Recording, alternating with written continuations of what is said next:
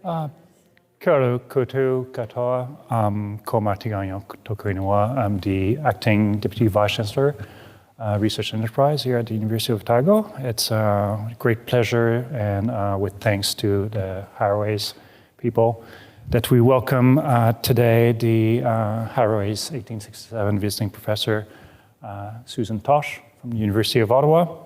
And a little funny fact that I just figured out yesterday, Susan worked closely with my sister at the University of Ottawa, and Marie was research manager within health sciences.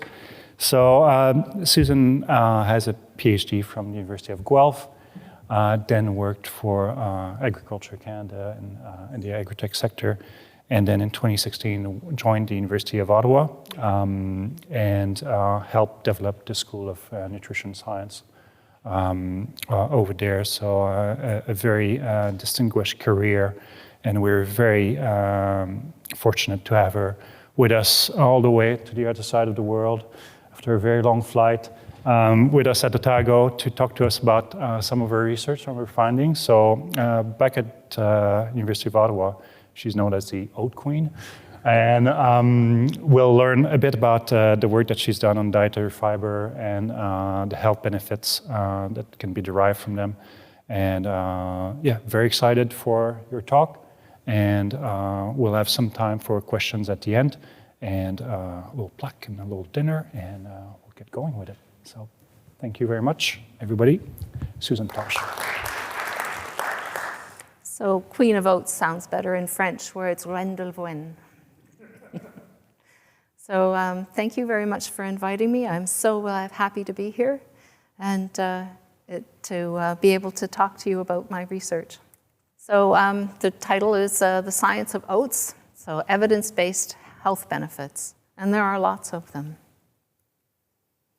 So the advertisement, the invitation for this was said that it was for people who love oats. So why do people love oats? Well, they've got a mild nutty flavor, lack of bitterness like you would find in rye, but more flavor than you would find in something like white rice.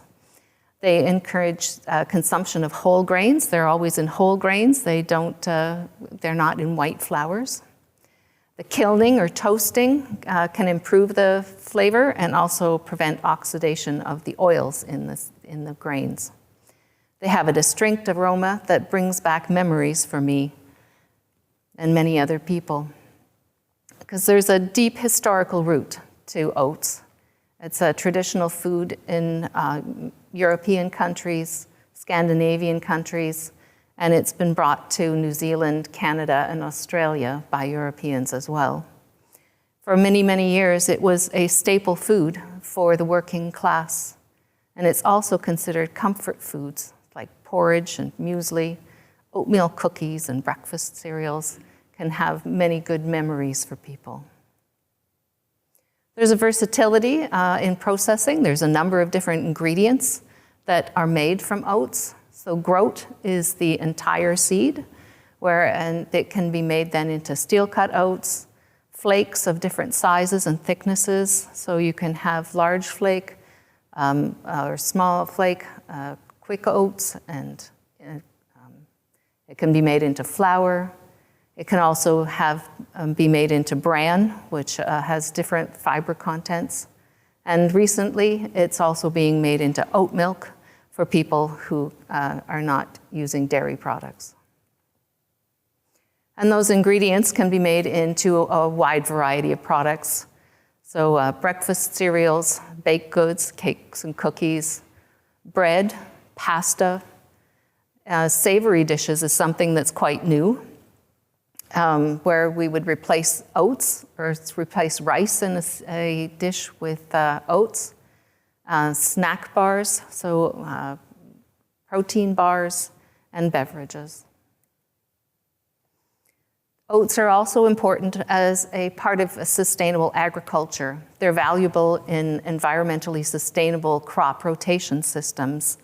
So they have a dense cover which can prevent the soil erosion, and there's less tillage required, so you don't need as much energy to till the soil.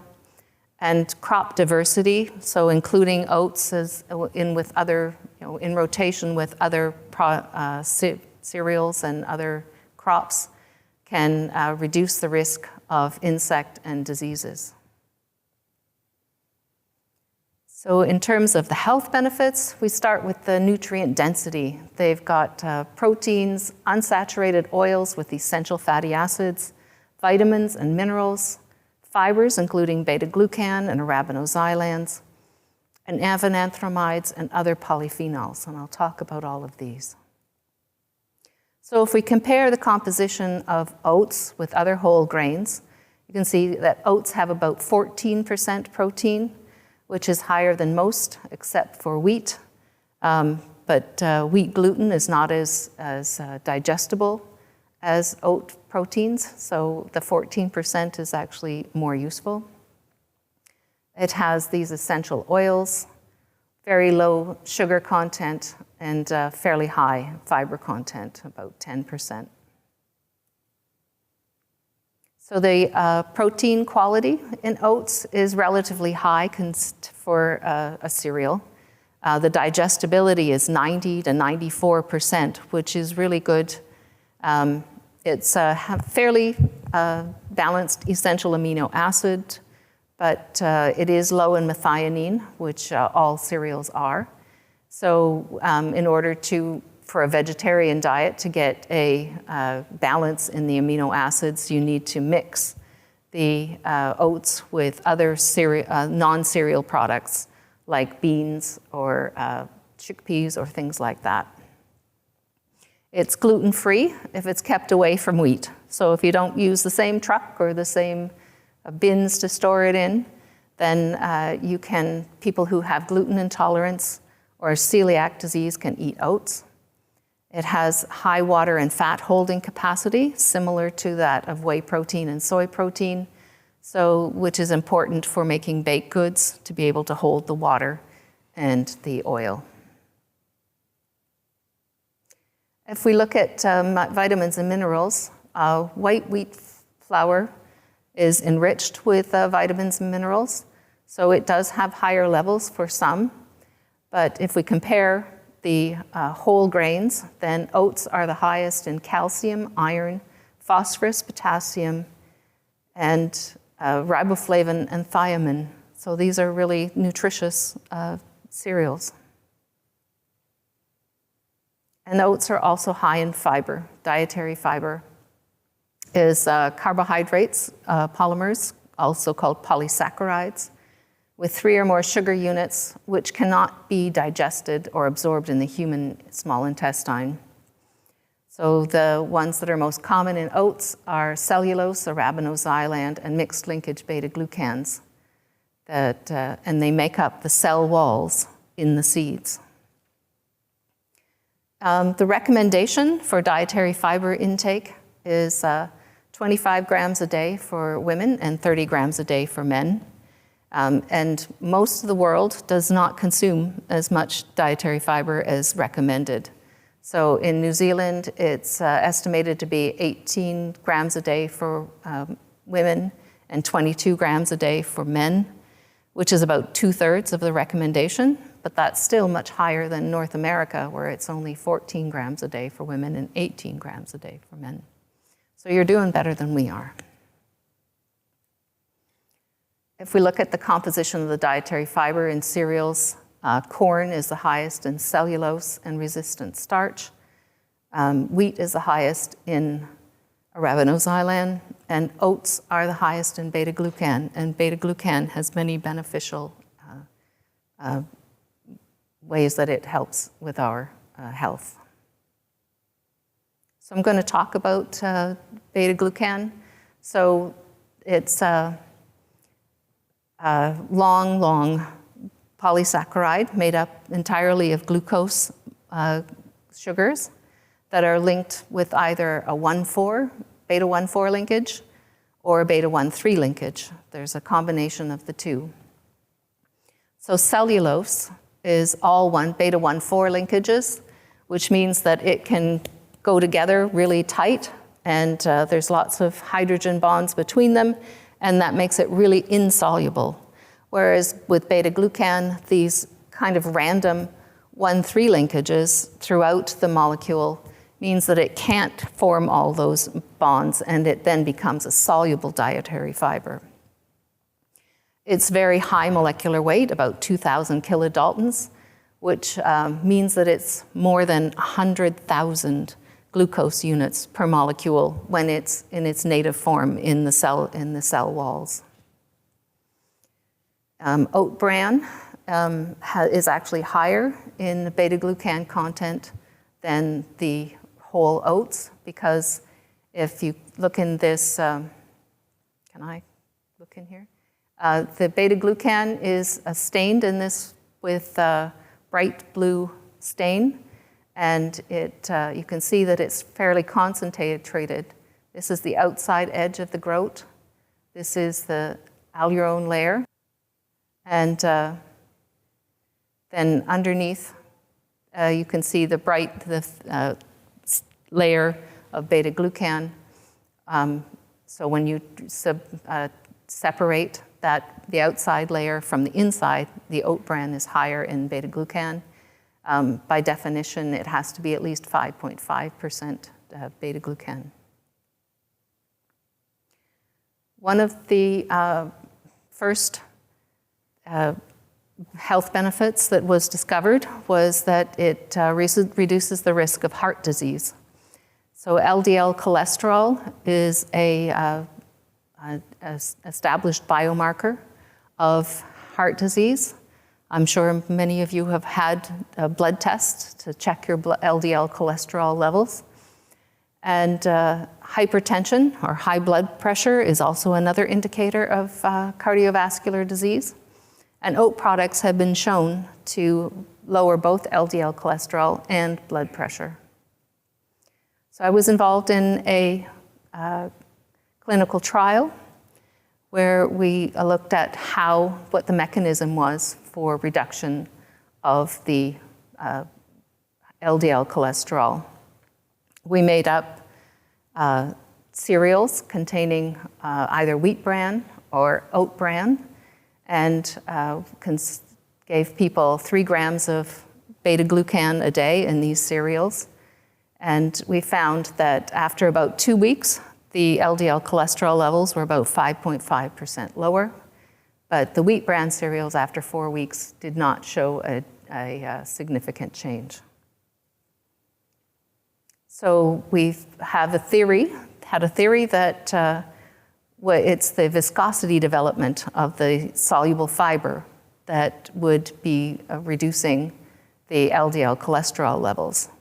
So like I said, these are very long, soluble molecules, and they get all mixed up, and they get entangled, and that forms a very viscous solution in the small intestine, which just kind of slows down the way that things interact in there.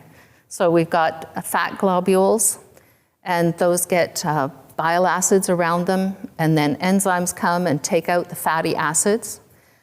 But with this very viscous solution, the enzymes can't get to the fat globules as easily, and more of it gets excreted. So the cholesterol in the fat globules gets excreted, and the bile acids get excreted as well. So, and then bile acids then have to be produced again for the next meal by the liver, and they're made out of cholesterol. So the liver uses cholesterol that's already in your system to be able to replace those bile acids. In terms of, in the study we had, other lower molecular weight ones as well and we found that when we reduced the molecular weight by 10 to 1/10 of the original, that then it no longer was effective. So, and it was no longer viscous. So it did not, we were able to prove that our theory was correct. In terms of lowering blood pressure, that's also an important thing for reducing the risk of heart disease and stroke. It's the polyphenols in oats that have anti-inflammatory effects, and they also help to increase the nitrous oxide levels, and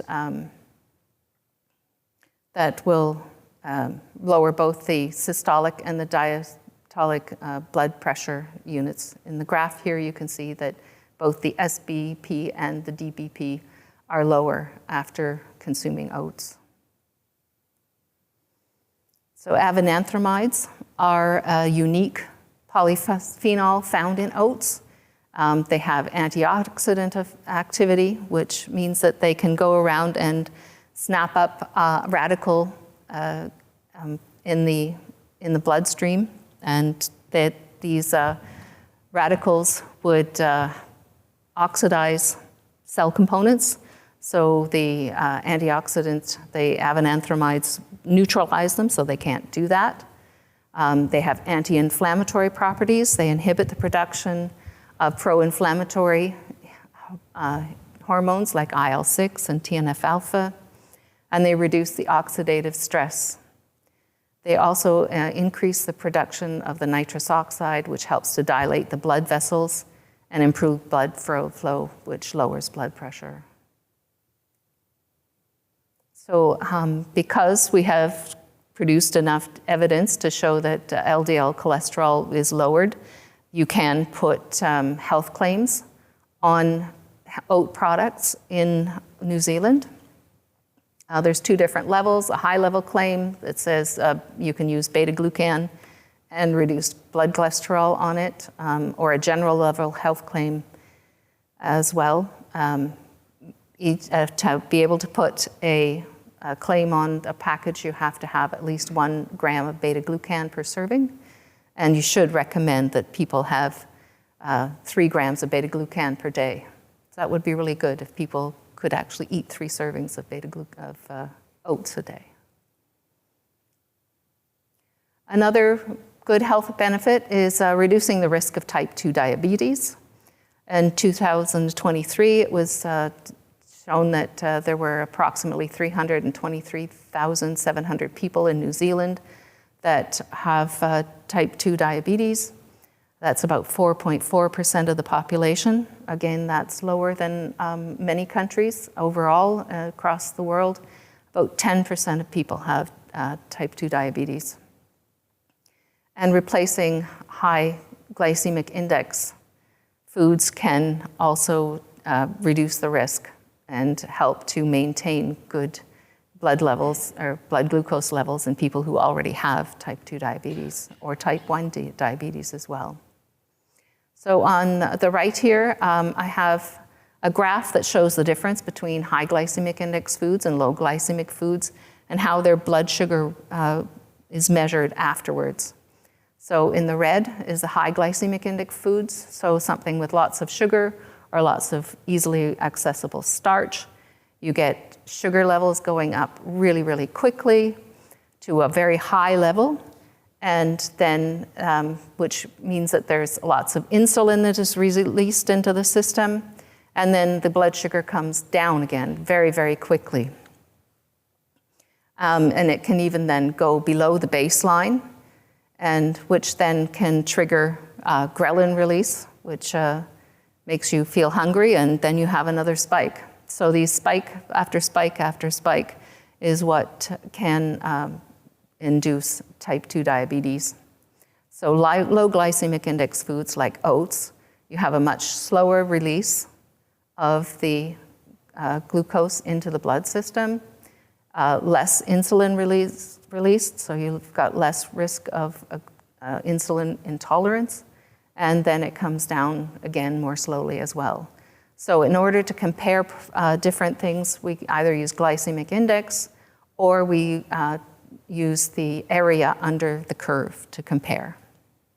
So I did a review of 22 different articles with 66 foods and found that the area under the curve would actually come down about 5.5 millimoles minutes per liter for each gram of oats that is eaten, and that there is definitely a relationship between the amount of glucose, beta-glucan that you take in, and the blood sugar reaction. But however, you can see that there is quite a bit of difference. There's quite a bit of variability in some of them.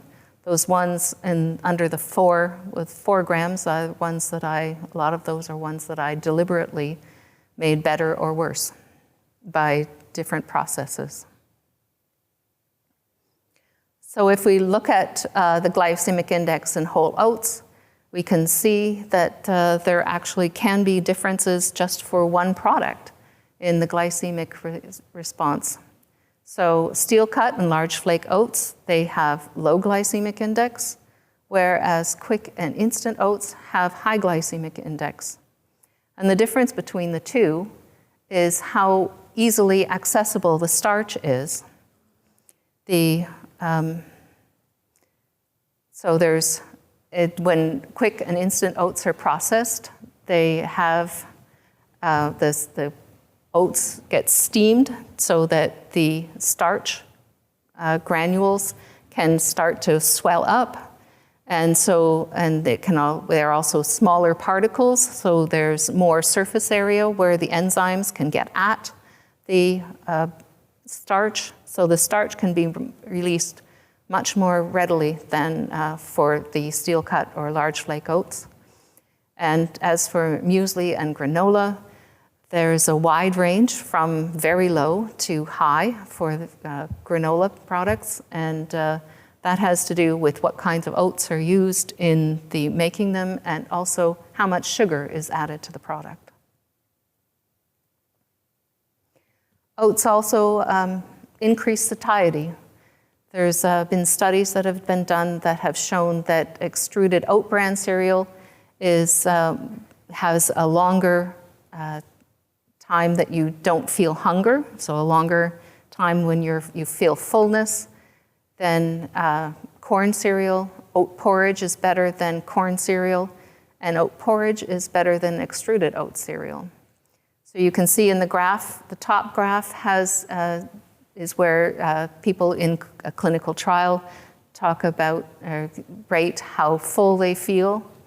And the top one, so the oats go up higher, have higher satiety. And the bottom graph has the hunger ratings. So the hunger goes down lower and comes up more slowly, so that you do have differences in different products. So one of the reasons that oats are have more feeling of fullness for longer is that they produce a hormone called PYY, which is a bioactive peptide that can be produced from oat grains, from the proteins, and it increases satiety. And when we did an experiment that had different levels of beta-glucan in the meals, we found that the more beta-glucan there was, the higher the satiety was after 4 hours. There's also been studies that show that other hormones, including CCK and GLP-1, are also higher when we eat oats than other products. So yes, we have satiety for longer, but most of these did not show that there was a loss of weight or even a lower food intake after eating oats than other products. And that, I feel, is because there's more than one thing that influence how much we eat. There's hunger, but there's also palatability. How much are you enjoying the food that you're eating? Serving size. So if you are given a certain amount of food, do you feel you need to eat all of it? And do you decide on your serving size based on how hungry you are after the last meal? There's energy density, so foods that are high in fat will have higher number of calories per spoonful, and it takes a certain amount of time for these hormones to kick in and give you a feeling of fullness. So if you're eating things that are high in fat, you can eat more before you feel full than if it's something that's lower density. So although we have higher satiety, you have to deliberately link that to lower energy intake to get less obesity. Oat bran can be used for improved bowel function. It has higher levels of insoluble fiber than the whole groats, and it relieves constipation by bringing in lots of water into the stool. And then we've also got faster transit time, and the oat bran is got more cellulose in it that bread doesn't break down in the colon, so that it can hold that water, so that you have less risk of constipation. However, this is the one place where wheat is actually better than oats. The oats also are good for supporting a healthy gut microbiome. This is something that's a fairly new piece of research that we're showing that whole grains, especially oats and oat bran, are prebiotics that increase the levels of healthy bacteria like bifidobacteria and lactobacilli, and also the total number of bacteria in the colon. These healthy bacteria produce short-chain fatty acids, like these shown at the bottom, acetic acid, which is the acid found in vinegar, propionic acid, and butyric acid. And when beta-glucan and arabinoxylans are fermented in the colon, they can give significant rise in these short-chain fatty acids. Here's a graph showing that oat bran and beta-glucan are much more fermentable and produce higher levels of short-chain fatty acids than wheat bran. And in the microscopic thing here, you can see where the arrows are, where the cell walls are being broken down and fermented. So what are the benefits of short-chain fatty acids?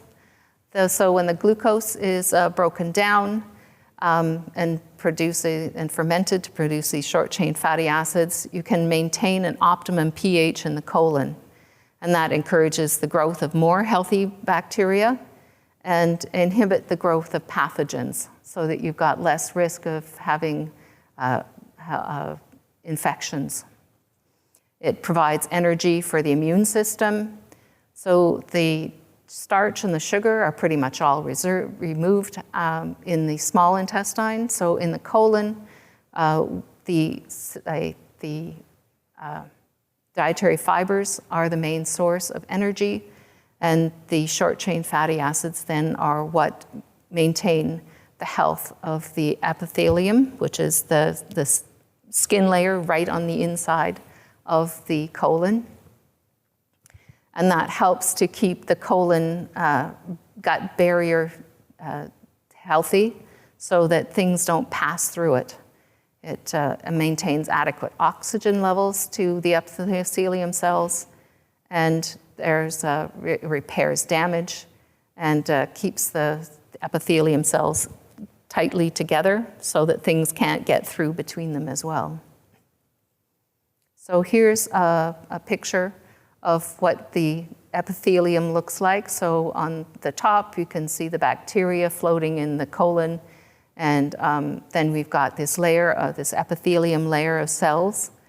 And there's two mechanisms that either if these cells are damaged, then they don't work properly and they can allow toxic things to get through. And if there's also these tight junctions between the cells that are produced from proteins that are from the bacteria, and that also helps to keep things from going through into the blood system. And one of the things that can happen if the gut epithelium is not healthy is that you can get colorectal cancer. Those unhealthy cells, they can have, they don't have antioxidants, there's DNA damage, and then that can lead to leaky gut syndrome, and then we have damage to the cells, and we can have a higher risk of cancer. The avenanthramides in oats that I talked about before also have anti-proliferation effects, which inhibit growth and migration of invasive cancer cells. And one of the most recent discovery is that oats can also help with mental health, along with other dietary fibers. First of all, with the lower risk of chronic diseases, you actually feel better. You have healthy body, healthy mind. You've got stable blood glucose levels, low blood pressure, a robust digestive system, reduction in inflammation, so that inhibiting the pro-inflammatory cytokines. And oats also contain a neurotransmitter called GABA that reduces anxiety. In addition to that, the short-chain fatty acids really support the gut-brain axis. So a healthy gut bacteria impact the vagus nerve, linking the gut and the brain. There's lots of nerves that are running between the two, and they impact each other. So in addition to that, the short-chain fatty acids that are produced can, in addition to making the gut epithelium better, it also makes the blood-brain barrier healthier, so that toxic things cannot get into your brain as easily. It regulates the secretion of serotonin, dopamine, norepinephrine, and oxytocin, which are hormones that are very important for managing depression and anxiety. For dietary fibers in general, it's been shown that they can also have a positive impact on ADHD, autism syndrome, and neurodegenerative diseases.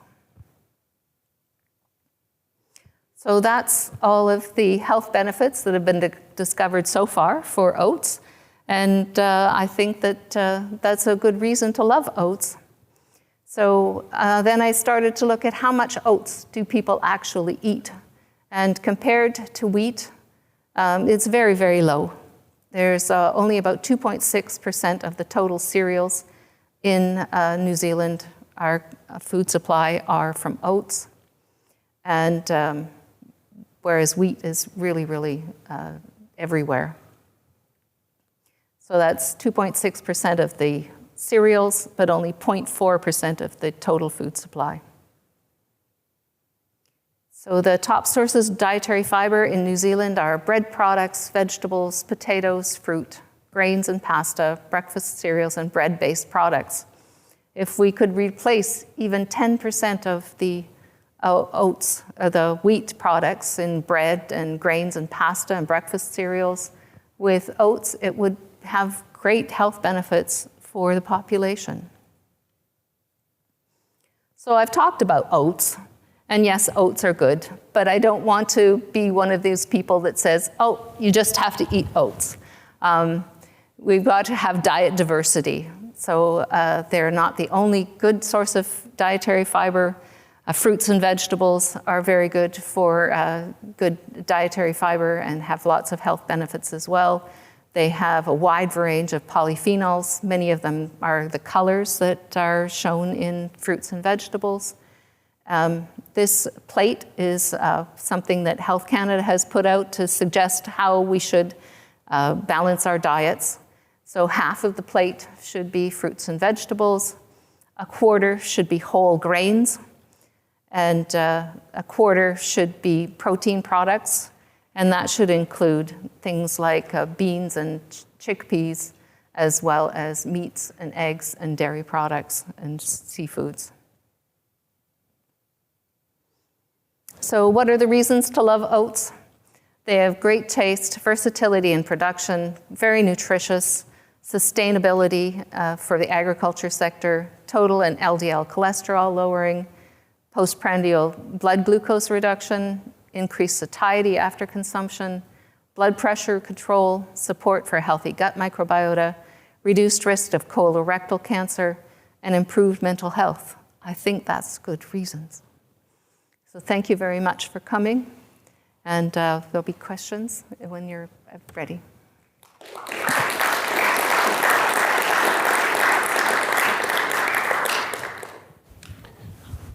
Thank you, Susan. Very interesting talk. Any questions from the crowd? Yes. You may have covered this, and if you did, I missed it. Thanks.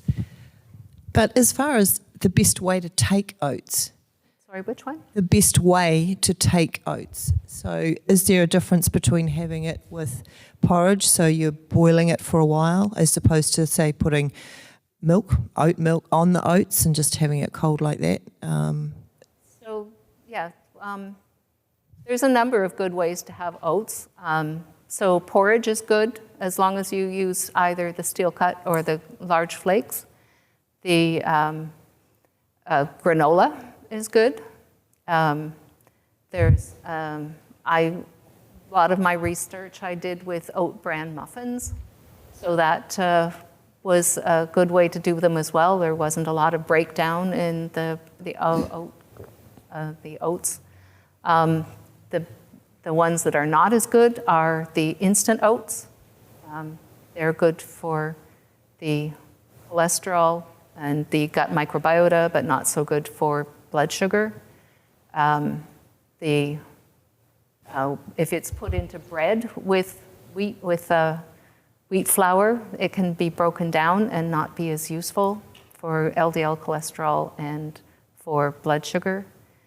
And the extracts, they're all really badly broken down to very small, so you don't get any viscosity, and they're not mixed in with the starch, so the extracts are not as healthy as the whole oats or the oat bran. So it would include oat milk? Oat milk, again, there's compared with 3 to 5% in whole oats and 5.5% in oat bran, it's 0.01% beta-glucan in the oat milk. So that is not as good, no. It's good for people who can't drink. It's better than drinking milk if you've got lactose intolerance, but it's not as good as other oat products. Yes. So you talk about oat flakes. We have what we call rolled oats here. Is that the same thing? Yes. Yeah, rolled oats, yes.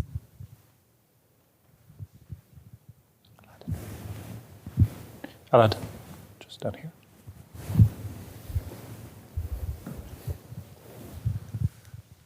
Is there a particular quantity of oats that one should consume, and what type of oats that would give the most benefit in beta-glucan? Well, the highest levels of beta-glucan are in the oat bran, as I said. So, and the recommendation for LDL cholesterol reduction is 3 grams a day.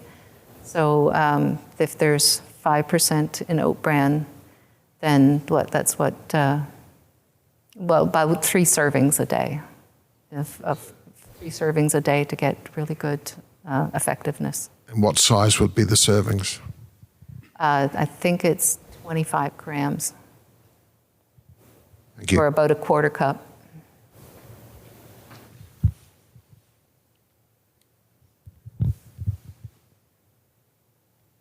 Yes, Bill. So if you look at the same kind of thing but prepared different ways. Has anybody studied, boiling oats to make porridge on a stovetop versus put it in a crock pot and let it sit all day versus put it in the microwave and do it quickly? Is the way you cook the same thing, does that change the effectiveness or the effect of the oatmeal?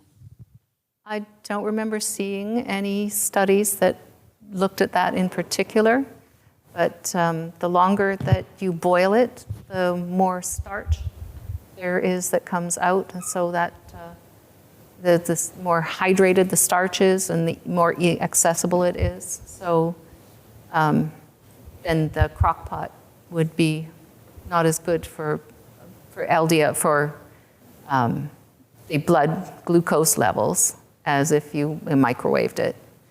But for the LDL cholesterol and the gut microbiota, it doesn't matter. On the front end, and then Phil. Thank you for your presentation. Are you able to comment on the relative benefits of drinking craft beer containing oats as opposed to craft beer that doesn't contain oats? I'm sorry, I couldn't hear you. So this is a question around the current craze around hazy beers and adding oats to beer. And I wondered if you had any information about the relative benefits of drinking beer containing oats as opposed to beer that doesn't contain Barley? oats. Well, when they make beer, they ferment the dietary fibers. So the beta-glucan is gone. That has actually been one of the reasons we started studying beta-glucan, was that in making beer, if you didn't get all of the beta-glucan out, it would kind of form a viscous thing at the bottom of the beer bottle, and people would go, "Oh my God, it looks like there's fungus in there." So that's why we started studying beta-glucan in the first place, was how to get it out of beer, and then discovered that, well, it is actually good for other things. But no, it's fermented and broken down in the beer, so it's not, there's no beta-glucan benefits in that. Thank you. I have to find another excuse to drink.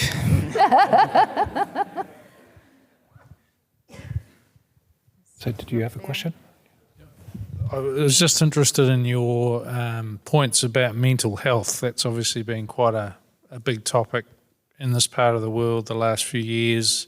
Are there examples that oat companies are starting to go down that track in terms of, using specific research that you've come across that are claiming the link with assisting mental health? Yes, there were several studies that I found when I was preparing this talk that I could share with you.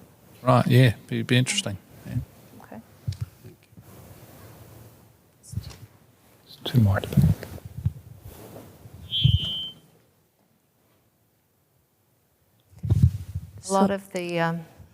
A lot of the research is just on the bacteria themselves and the short chain fatty acids. So I've done a lot of linking which bacteria are encouraged by the oats, as well as there's been some studies that have been done on oats in particular. Thank you very much for your presentation. I've got a very broad question. I mean, for a researcher who are keen to pursue some research in this area, what would be your advice on the research gaps for us understanding oat and health, would be most valuable to investigate? Mm-hmm. Well, the healthy gut research is really only been going on for about 10 years now. So there is a lot of research that still needs to be done there on the different types of fiber, the different, I was looking to see if I could find one on the effect of solubility on gut health, and I couldn't find that.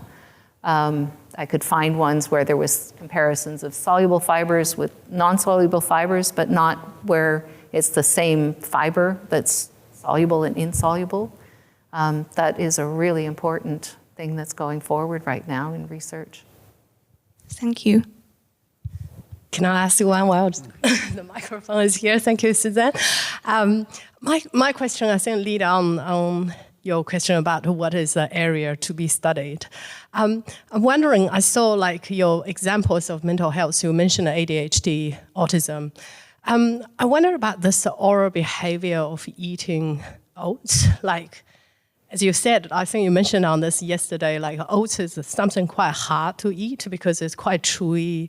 It has a very unique sensory characteristics. Mm-hmm. And it's sometimes it can be hard to accept for someone who never eaten it when they grow up, let alone, autistic kids or ADHD kids with like high sensory processing kind of difficulties. So I wonder if you come across any research on that side and, while it can help them, do they actually eat it? No, I have not seen any research on that. There was just a couple of studies that I've seen on that, on those impacts on people with ADHD.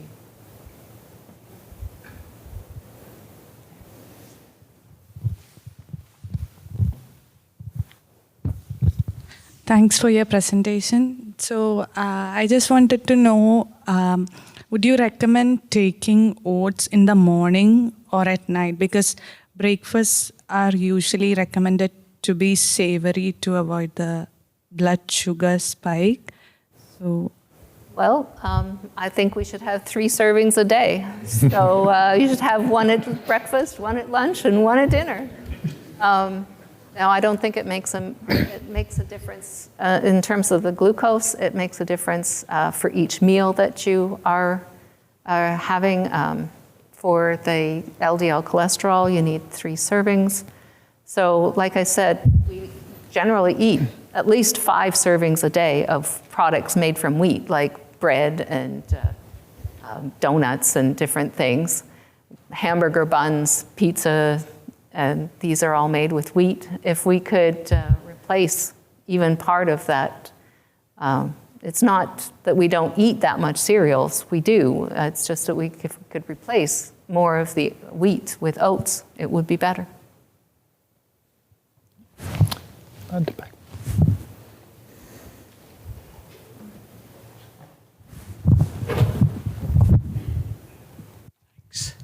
I believe you might have answered the question I was going to ask. Could one have too much of a good thing? Like, are there any downsides to oats? But I believe your last few sentences answered that question. Well, anything. I mean, I was saying we really need diet diversity. You don't want to eat oats as your only cereal. You want to have barley and rye and wheat as well, and rice. But because it's only 2.6% of the cereal consumption at this point in time, I can't imagine that anybody has eaten too much oats. But yes, everything, there's too much of anything, really. One question for Phil, and then we'll give the final word to Trevor from Harraways. I was interested in your question about replacing a proportion of wheat with oats. Has anyone done any studies to determine, how many oats we can actually grow, given that it's the areas in which it's grown is relatively restricted?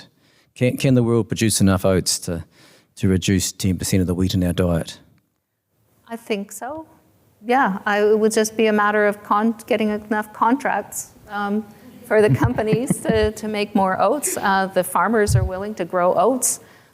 They're widely used. Like I said, they're good for sustainable agriculture. They fit well into the crop rotations. They're also used widely for cover crops.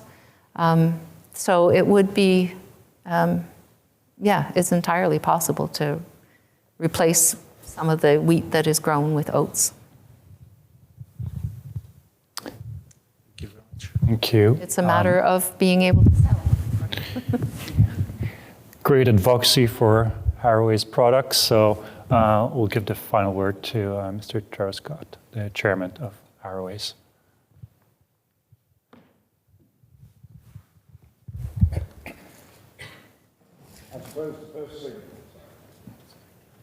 I suppose the first thing I should remind you of is that the New World and Woolworths will be open till midnight tonight. So on your way home, we expect you to call in, and Henry is going to look at their shelves later on today to see if there's been any response. Professor Tosh, it's been a very interesting evening, and you've given us reasons to love oats. And of course, in Harraways, we have loved oats for 157 years. We've been producing oats in Green Island on the same site for 157 years. We've also been closely involved with the University of Otago, food sciences in particular. Andrew Reynolds is doing some real research at the moment in the diabetes unit in relation to oats, and I think it's very much in conjunction with Peter, our marketing manager. So yes, we love oats very much as well, Susan, and it's a great product. The fact that the company was 150 years old, and it's 7 years ago, and it's probably one of the oldest continuing manufacturing companies in New Zealand, which is relatively unique, and the fact that we had a close association with the University of Otago, it was decided that we would establish the Harraways Visiting Professorship. And you have been the recipient, and it's been a wonderful presentation that you've given us. And I should add that Susan will be spending time in the mill over the next few days. I take it you've got overalls and a few other things sorted out, Henry, for her to get into the nuts and bolts. But no, we really do appreciate you coming here. It's an annual award that we have. There's been a gap for 2 or 3 years because of the pandemic, unfortunately, but it's been great that it can be re-established again. And we would like, as a company, to wish you well, hope that you have a very memorable stay in Dunedin. And what we would like to do is present you with a plaque here that recognises the fact, and you might like to tell us what it says on it. Okay, it says, congratulations, Professor Susan Tosh, 2025 recipient, Harraways 1867 Visiting Professorship Award. Thank you so much. I really appreciate it. Thank you so much.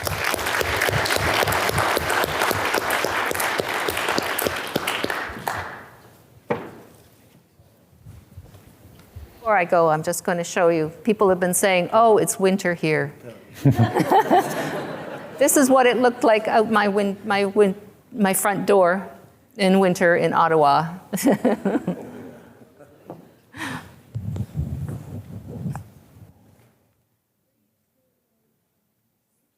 Thank you. Thank you. Thank you, everyone. A nice round of applause for Susan.